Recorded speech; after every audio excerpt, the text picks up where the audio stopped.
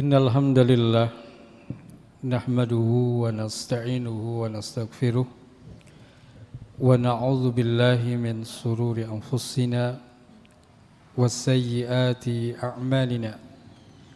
Man yahdihillahu fala mudhillalah wa man yudlil fala hadiyalah. Wa asyhadu an la ilaha illallah wahdahu la syarikalah wa asyhadu anna Muhammadan abduhu wa rasuluhu la nabiyya ba'dah. Allahumma salli wa sallim wa barik alaihi wa ala alihi wa ashabihi wa ikhwanihi amma ba'd. Hadirin dan hadirat ikhwani wa akhwati rahimani wa rahimakumullah.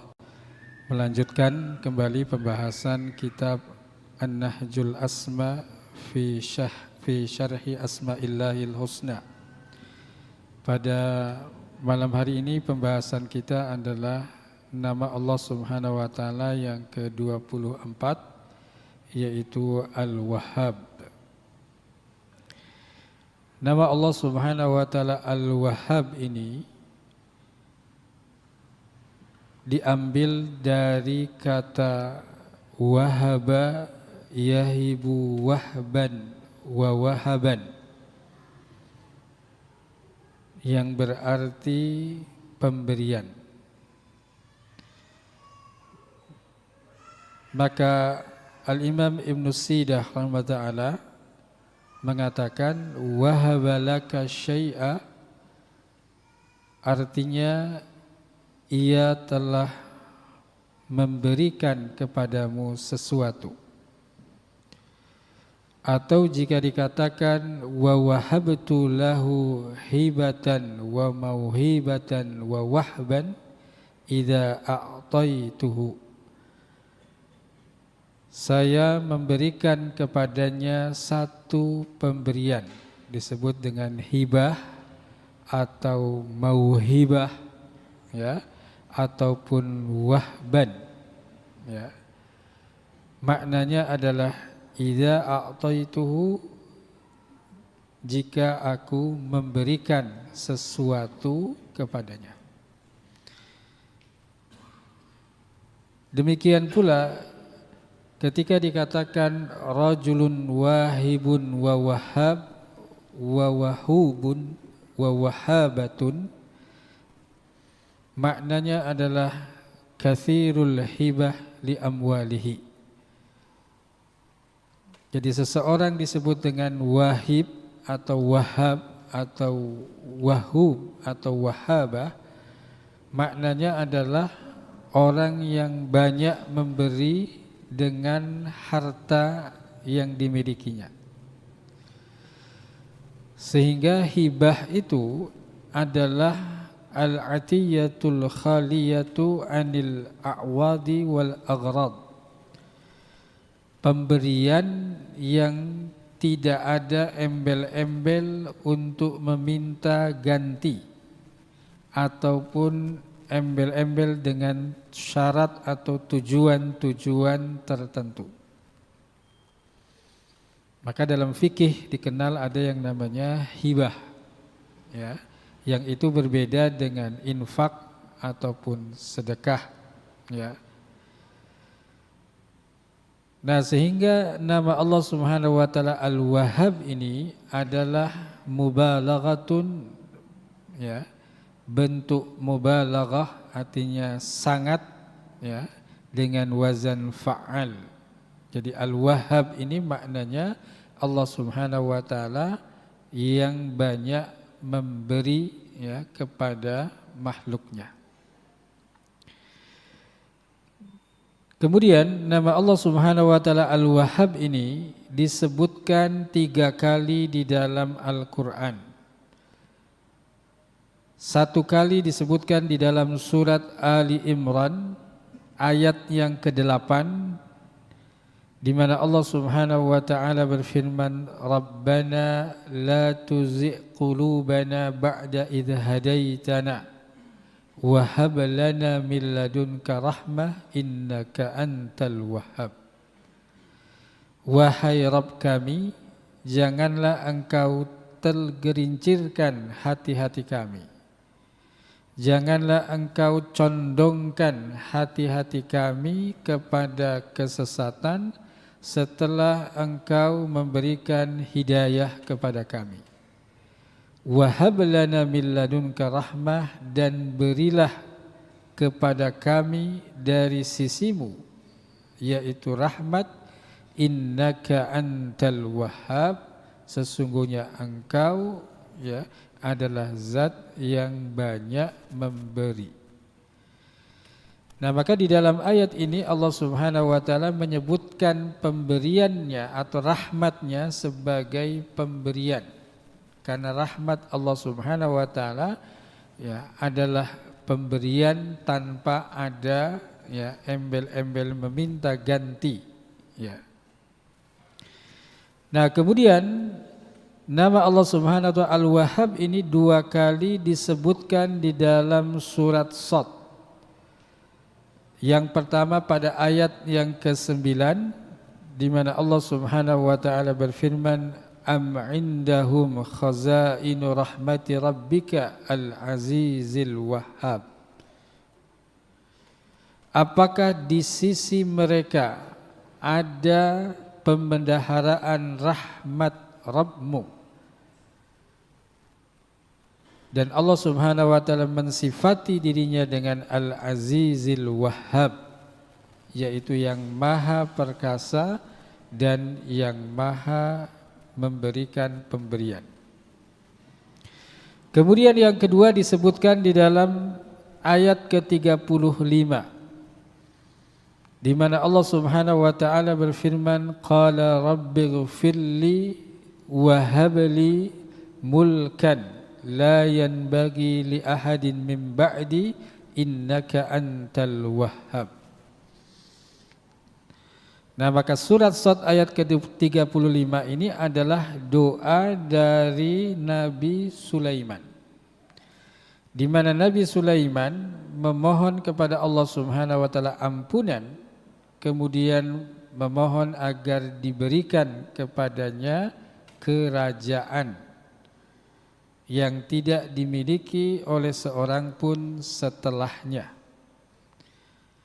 Qala rabbighfirli, Nabi Sulaiman berdoa, wahai Rabb kami atau wahai Rabbku, ampunilah dosaku, wahabli, dan berilah kepadaku mulkan, kerajaan yang tidak pernah diberikan kepada seorang pun setelahku, innaka antal wahhab, sesungguhnya engkau al-wahhab yang banyak memberi. Nah, jadi ini 3 ayat yang disebutkan di dalam Al-Quran berkaitan dengan nama Allah Subhanahu wa taala Al-Wahhab. Nah, kemudian hadirin dan hadirat ikhwani wa akhwati rahimani wa rahimakumullah, para ulama memberikan penjelasan yang berbeda-beda tetapi memiliki makna yang hampir sama berkaitan dengan nama Allah Subhanahu wa taala Al-Wahhab ini.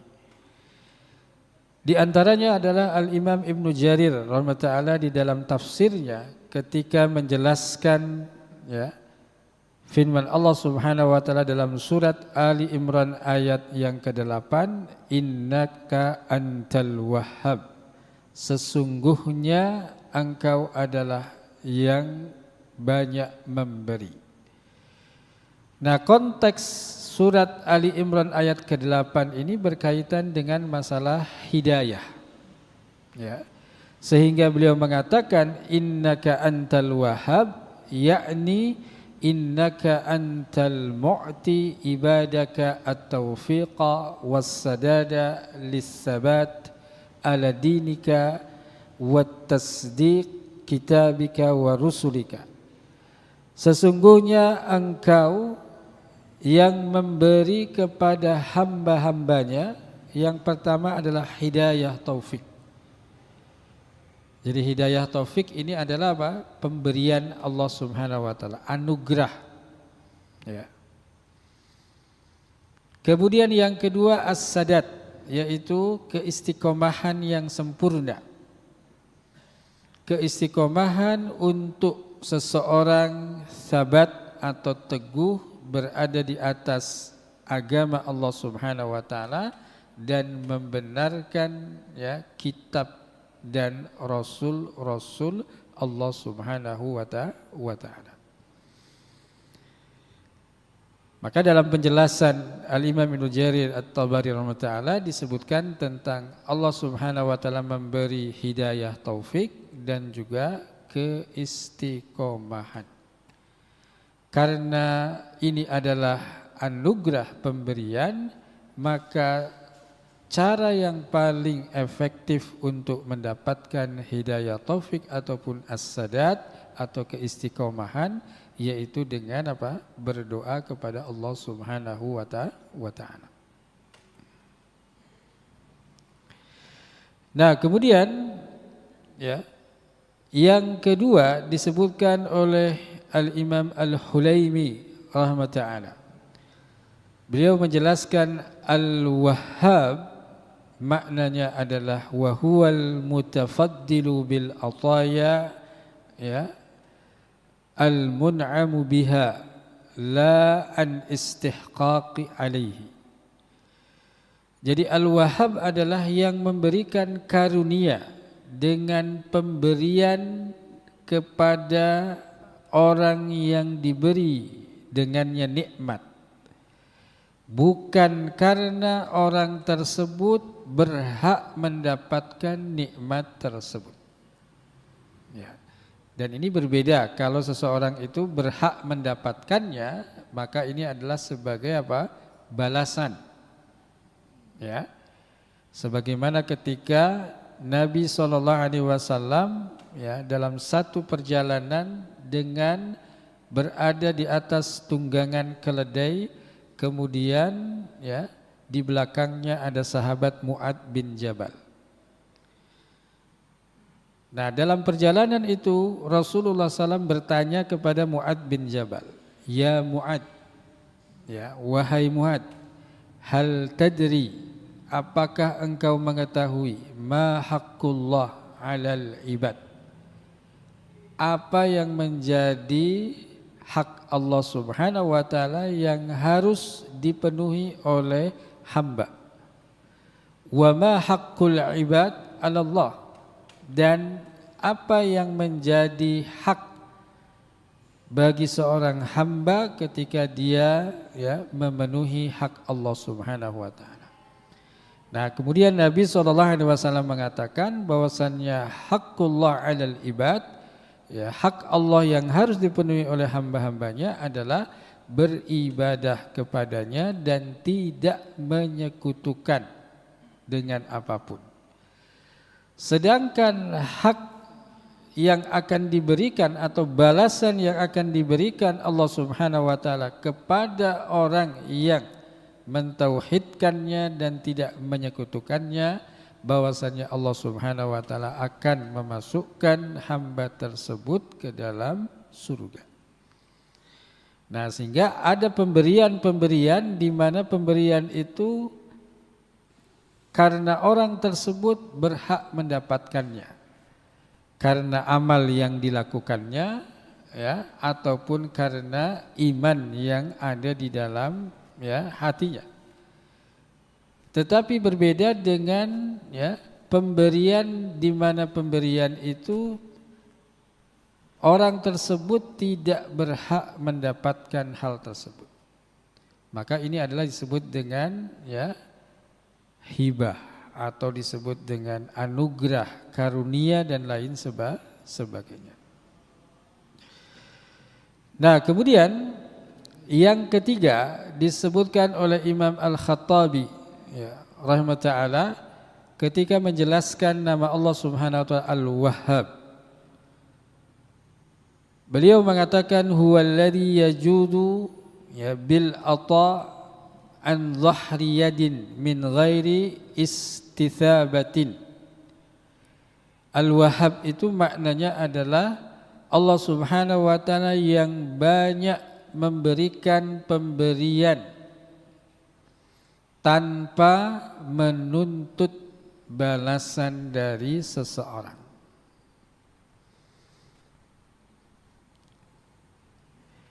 Nah, inilah beberapa pendapat yang disebutkan oleh para ulama, ya, yang intinya adalah, ya, Al-Wahhab itu maknanya bahwasanya Allah Subhanahu wa taala, ya, zat yang banyak memberi anugerah, ya, karunia kepada hamba-hambanya, ya, dan disebutkan di dalam banyak ayat, salah satunya adalah seperti rahmat ataupun juga, ya, kerajaan yang Allah Subhanahu wa taala anugerahkan kepada Nabi Sulaiman alaihissalam.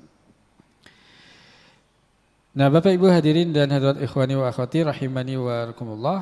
Kemudian, ya, pembahasan yang berikutnya adalah berkaitan dengan atharul iman bihadzal ismi. Pengaruh iman dengan nama ini. Nah, muallif hafizah ta'ala menyebutkan setidaknya ada 5 poin berkaitan dengan, ya, pengaruh iman dari nama Allah Subhanahu wa taala Al-Wahhab ini.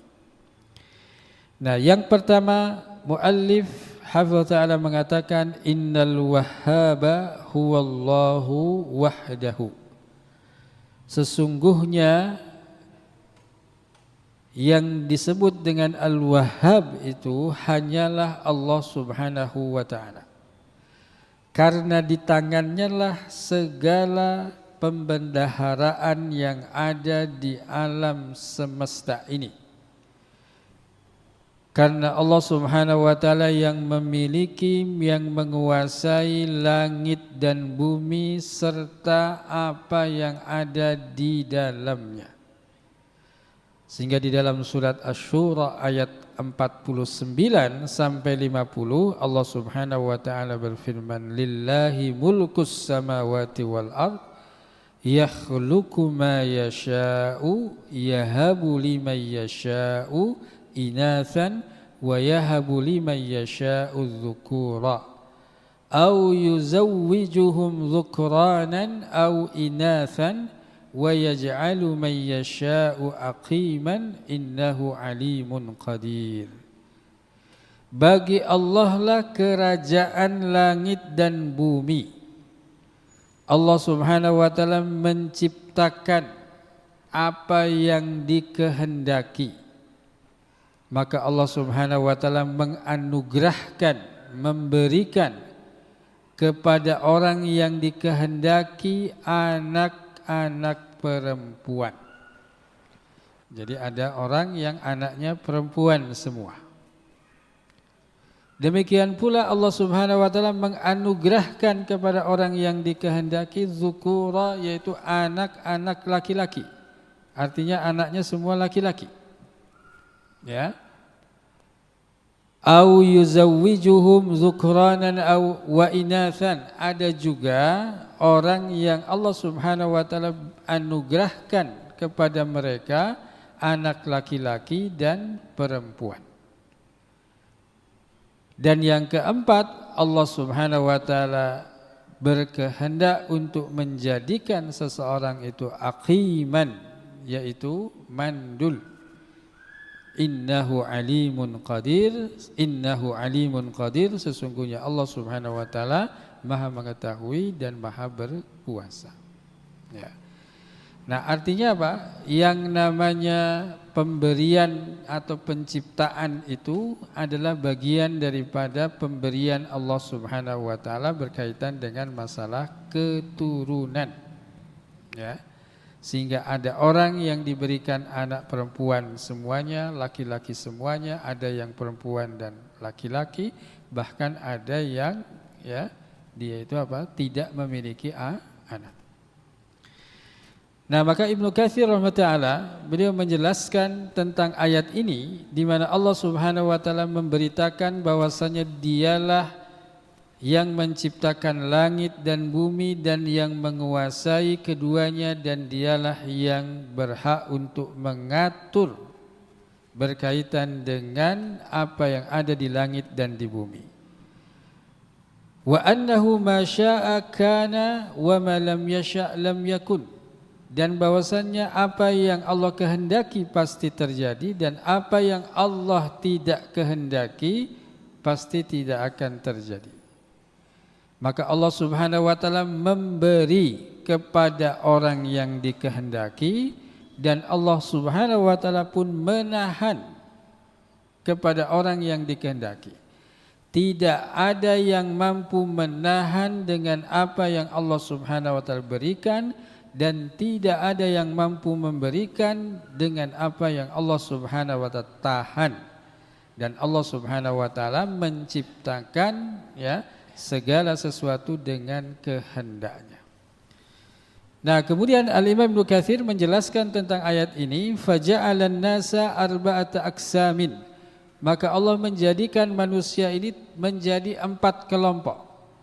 Minhum man yu'tihi al-banat. Di antara mereka ada yang diberikan anak-anak perempuan. Wa minhum man yu'tihi al-banin. Di antara mereka ada yang diberikan anak-anak laki-laki. Wa minhum man yu'tihi min naw'aini dzukuran wa inathan. Dan di antara mereka ada yang diberikan anak laki-laki ataupun anak perempuan. Wa minhum may yamna'uhu hadza wa hadza.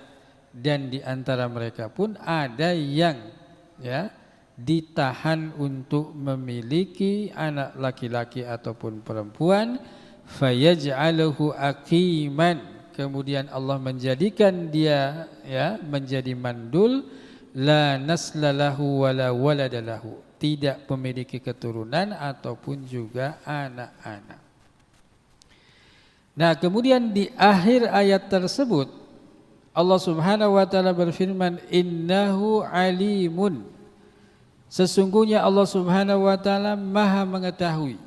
Mengetahui tentang apa? Biman yastahiqqu kulla qismin min hadzal aqsam.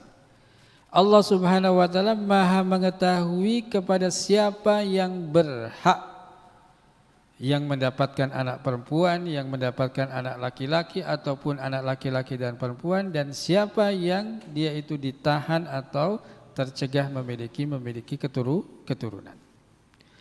Sedangkan qadirun, Allah Subhanahu wa taala Maha berkuasa ala ma yasha min tafawutin nas fi dzalik.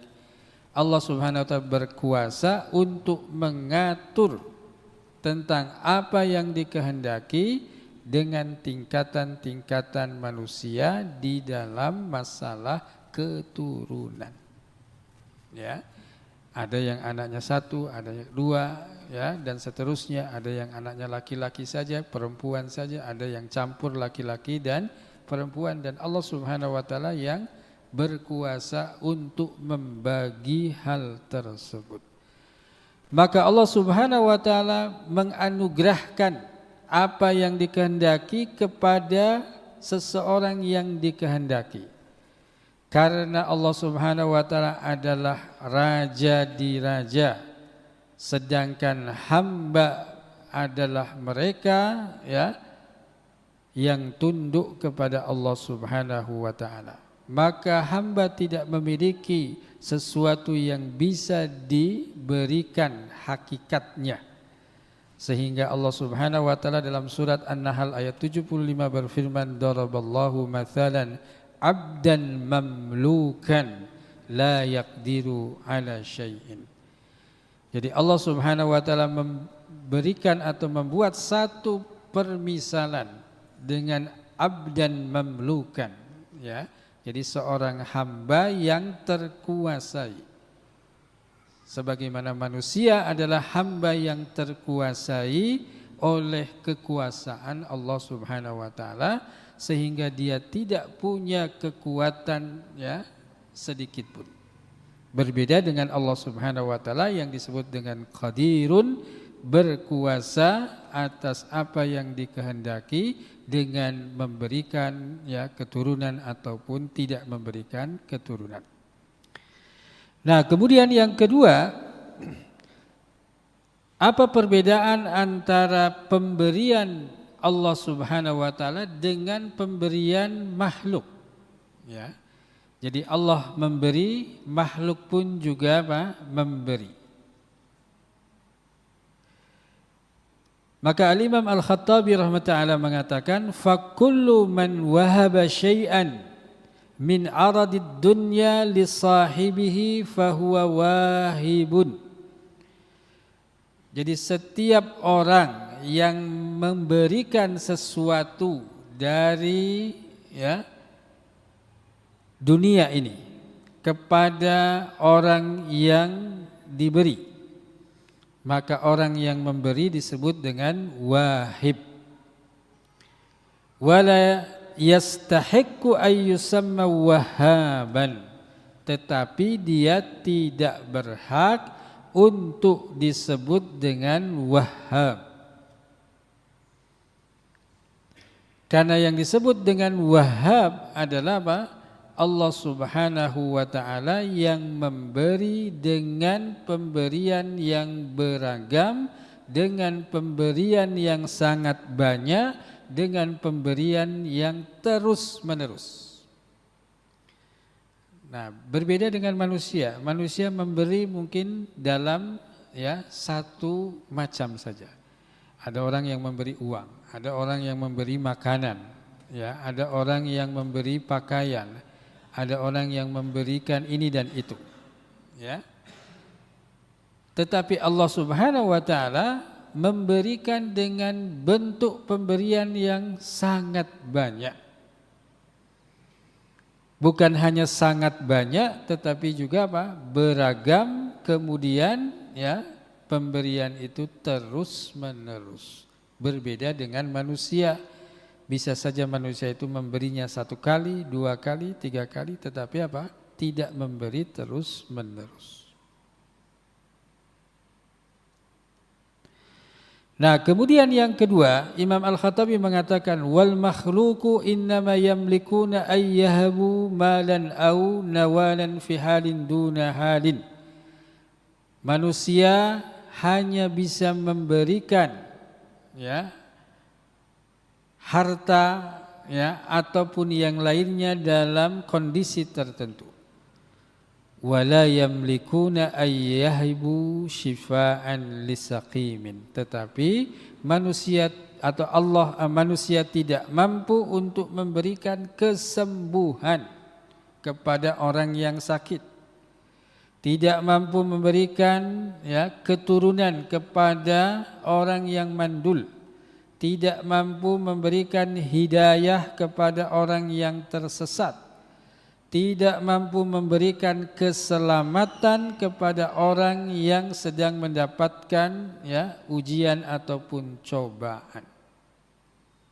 Maka Allah Subhanahu wa ta'ala disebut dengan Al-Wahhab, karena Allah itu mampu untuk memberikan seluruh apa yang dibutuhkan oleh makhluknya. Nah, demikian pula kebanyakan manusia ketika mereka itu memberi biasanya ada pamrih, ada niat untuk meminta ganti ataupun dengan tujuan-tujuan tertentu, seperti orang yang memberi karena ingin dipuji oleh orang lain. Ataupun juga ada orang yang memberi karena ingin pahala pada kehidupan akhirat.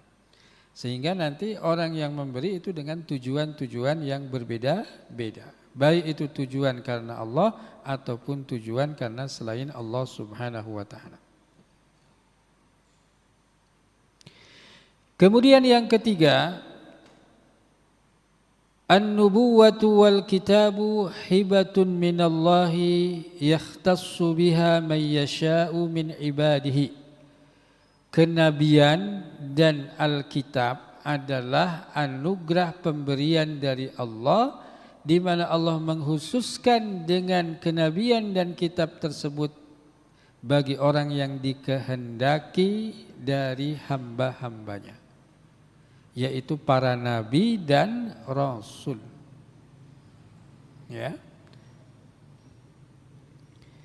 Nah, sehingga Allah Subhanahu wa ta'ala menjelaskan tentang Nabi Ibrahim alaihissalam dalam surat Al-Ankabut ayat 27. wa wahabna lahu ishaqa wa yaquba wa ja'alna fi dzurriyyatihi an-nubuwata wal kitab. Ya, maka di sini Allah menyebutkan dengan kata apa? Wahaba. Wa wahabna lahu, kami anugerahkan kepadanya Ishak dan Yakub. Ya, di mana Ishak dan Yakub ini adalah anak-anak dari Nabi Ibrahim alaihissalam. Kemudian kami jadikan pada keturunannya an-nubuwah wal kitab, yaitu diberikan kenabian dan juga apa? Al-kitab. Termasuk juga tentang Nabi Musa alaihi salatu wassalam yang disebutkan dalam surat Asy-Syu'ara ayat ke-21. Wa wahabali rabbi hukman wa ja'alani minal mursalin. Maka Allah Subhanahu wa taala menganugerahkan kepadaku, ya, yaitu ketetapan dan menjadikan aku, ya, sebagai, ya, rasul.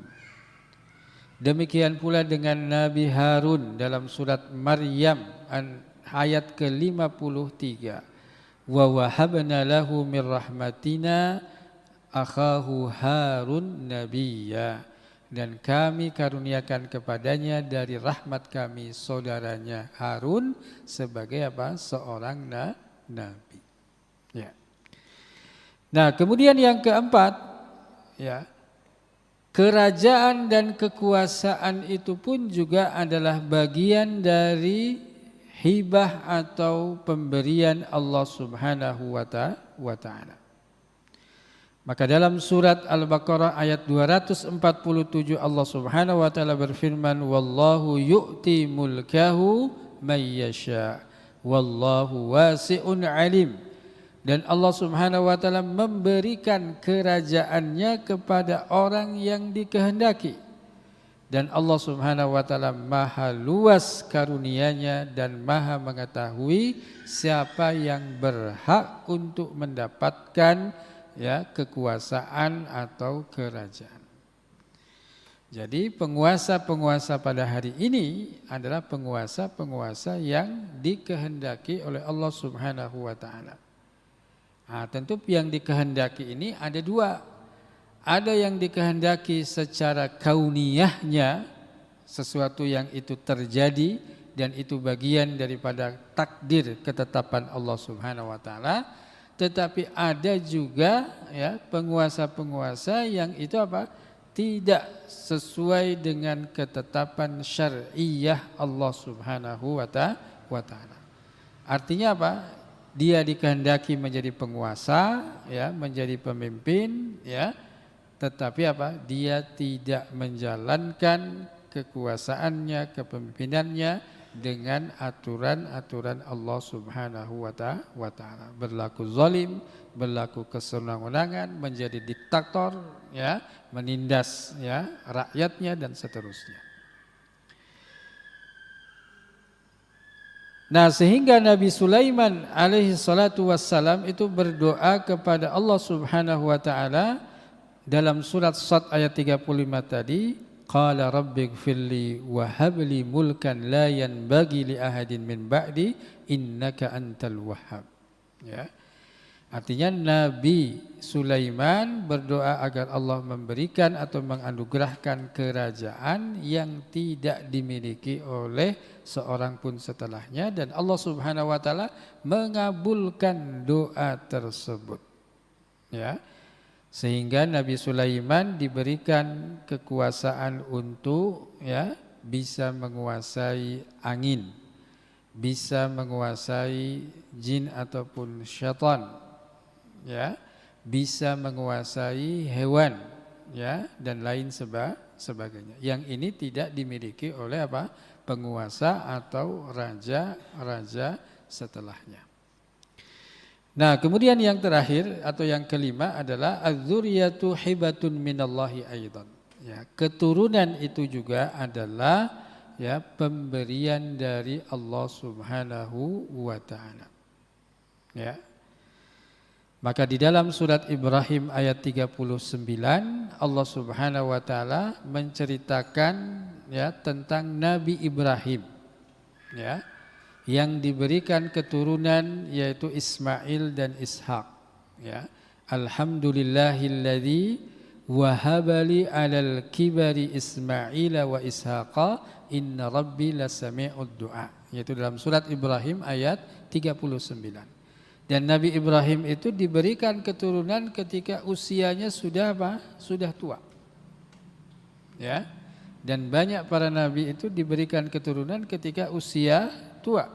Seperti Nabi Ibrahim yang diberikan ya keturunan dengan Ismail dan Ishak.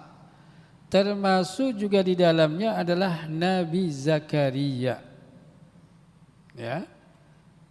Sehingga Allah Subhanahu wa taala memberikan anugerah kepadanya anak setelah ia dicela karena usianya yang sudah tua. Demikian pula dengan istrinya. Ya, sebagaimana Allah Subhanahu wa taala jelaskan dalam surat Maryam.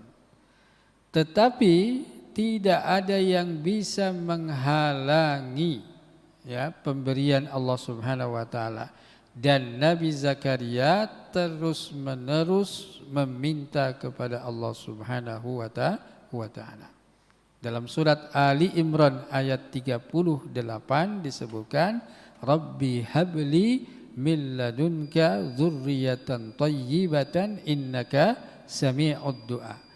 Wahai Rabbku ya, anugerahkanlah kepadaku dari sisimu zurriyatan thayyibah, keturunan yang baik, karena sesungguhnya engkau maha mendengar doa. Kemudian doanya dikabulkan dan diabadikan dalam surat Al-Anbiya ayat 90. Fastajabna lahu wa wahabna lahu Yahya wa aslahna lahu zawjah. Maka kami kabulkan baginya dan kami anugerahkan kepadanya Yahya. Ya, jadi namanya sudah ada sebelum apa? Dilahirkan. Ya. Dan kami jadikan istrinya itu apa? Ya, bisa mengandung. Artinya apa? Syafa imra'atahu minal aqmi. Jadi Allah memberikan kesembuhan kepada istrinya dari kemandulan sehingga ia bisa hamil ya dengan ya kuasa Allah Subhanahu wa taala. Nah, hadirin dan hadirat jamaah salat maghrib, ikhwani wa akhwati rahimani wa rahimakumullah, inilah 5 ya poin yang bisa kita dapatkan berkaitan dengan atharul iman bihadzal ism. Ya, pengaruh iman dengan ya nama ini. Sehingga ya anugerah atau pemberian Allah Subhanahu wa taala jika Allah menghendaki tidak ada yang bisa menghalangi. Demikian pula sebaliknya, jika Allah Subhanahu wa taala tidak menghendaki maka tidak ada yang mampu untuk apa? Memberikan kepada seseorang.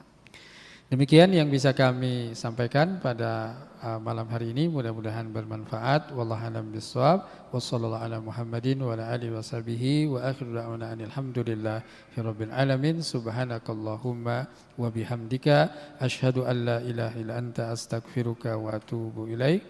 Assalamualaikum warahmatullahi wabarakatuh.